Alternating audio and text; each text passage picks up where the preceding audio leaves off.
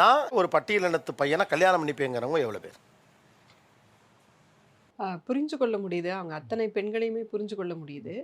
That அதில என்ன ஒரு பியூட்டின்னா, அங்க இருக்க பெண்கள் யாருமே, எனக்கு எஸ்சி பையன புடிக்கல.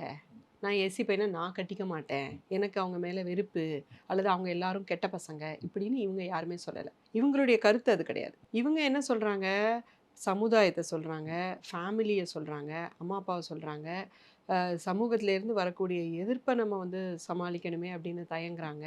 இதுதான் இங்க வந்து பிரச்சனையே ஒழிய, இந்த பெண்களை வந்து நம்ம குற்றம் சொல்ல முடியாது. அந்த பெண்கள் வந்து விக்டிம் ஆக்சுவலா. எத்தனையோ பெண்கள் வந்து கொலை செய்யக்கூட படுறாங்க, வன்முறை பண்ணப்படுறாங்க, வந்து மென்டல் டார்ச்சர் குடுக்கப்படுறாங்க, மிக மோசமா திட்டப்படுறாங்க.